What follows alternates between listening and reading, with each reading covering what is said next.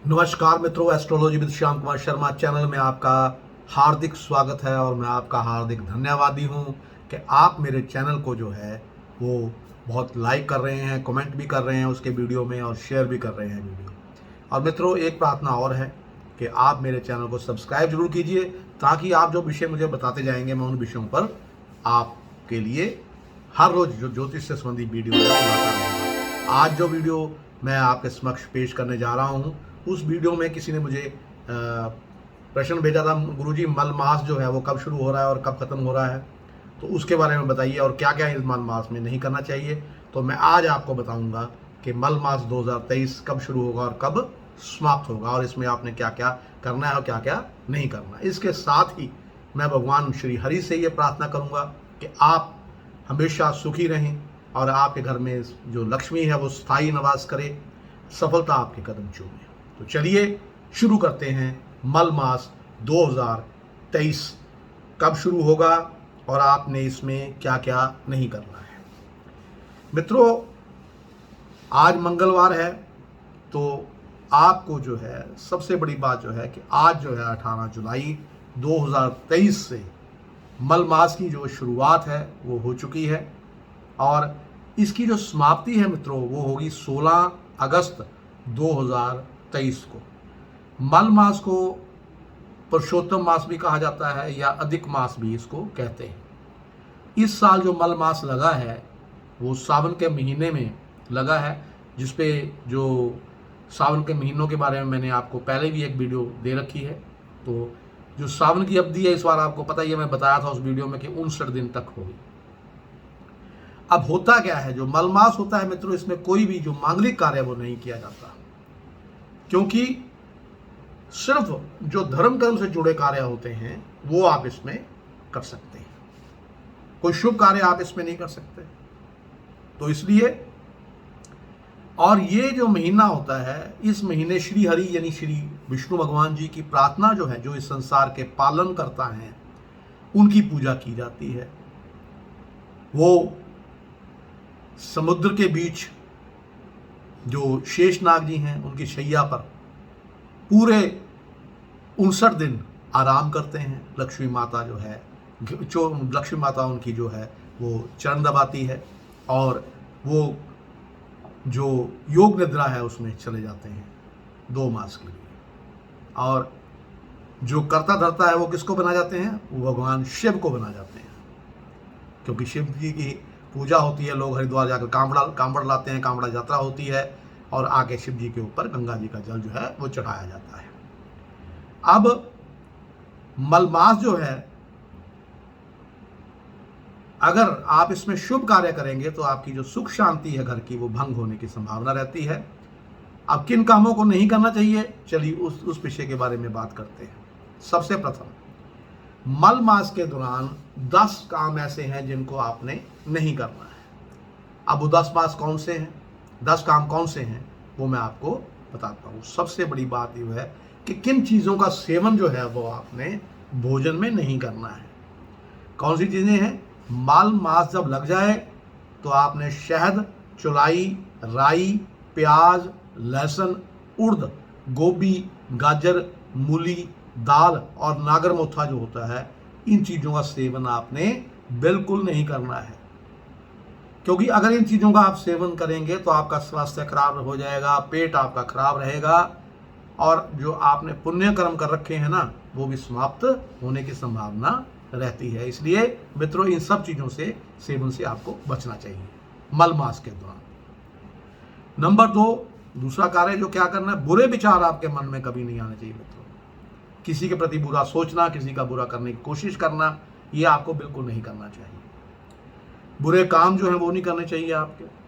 और जितना समय है आपके पास भगवान की चर्चा कीजिए, कहानियां सुनिए एक दूसरे से, और भगवान के द्वारा किए गए जो चमत्कार हैं उनके बारे में विवेचना कीजिए। ग्रंथ पढ़िए, कोई शिव पुराण पढ़िए, विष्णु पुराण पढ़िए और भागवत पुराण पढ़िए। अच्छी चीज़ जो है, अच्छे धर्म कर्म में अपना जो है वो सारा ध्यान लगाइए। और नंबर 3 क्या है मित्रों, जो शुभ मांगलिक कार्य जो हैं वो आपने नहीं करने। कौन से करने हैं कि मल मास में ये काम आपने बिल्कुल नहीं करने। हिंदू धर्म में मल मास में को महत्वपूर्ण माना जाता है कि इसमें शुभ मांगलिक कार्यों के लिए समय अनुकूल नहीं माना जाता। इसके दौरान जो मल मास के दौरान ना तो आप मुंडन कर सकते हैं बच्चों का, ना विवाह कर सकते हैं, ना नए घर में प्रवेश कर सकते हैं, ना नया घर खरीद सकते हैं। नया घर भी खरीद नहीं सकते आप। और अगर आप बच्चे का नामकरण करना चाहते हैं तो वो भी इस मल मास में आप ना कीजिए, बल्कि उसको टाल दीजिए। 16 अगस्त के बाद कभी भी ये कार्य जो है वो आप कर सकते हैं। अब जो आपको मैं 3 चीजें बता चुका हूं, चौथा कार्य जो है वो आपने क्या करना है, तुलसी से जुड़ी जो तुलसी अगर आपने अपने घर में रखी है तो आपने क्या करना है कि उससे जुड़ी कुछ गलतियां आपने नहीं करनी। कौन सी गलतियां नहीं करनी है कि बगैर तुलसी के किसी भी भगवान की यानी कि विष्णु भगवान जी की पूजा तो आपने बिल्कुल नहीं करनी है। अगर जल भी पीना है तो उसमें तुलसी के पत्ते डाल लीजिए, ठीक है, संडे को छोड़ के आप डाल सकते हैं, तुलसी का पत्ता डाल के जल पी लीजिए। दूध में भी आप अगर ठंडा दूध पीते हैं तो दूध में भी आप तुलसी का एक पत्ता डाल के पी सकते हैं। तो तुलसी भगवान विष्णु को अत्यंत प्रिय है मित्रों, और इसके बिना आप विष्णु भगवान जी की पूजा जो है वो बिल्कुल आप ना करिए। तुलसी को जल देते रहिए, तुलसी की सफाई करते रहिए, और मल मास में तुलसी को जो है वो जितनी महत्व आप दे सकते हैं वो दीजिए। अब है 5वां जो कार्य मैं आपको बताने जा रहा हूँ वो क्या है कि जो भोजन आपने नहीं करने, वो कौन कौन से भोजन है जो आपने नहीं करने, वो भोजन आपको बता देता हूँ कि पूजा पाठ कीजिए, और व्रत उपवास के लिए जो है बहुत ही खास होता है मल मास।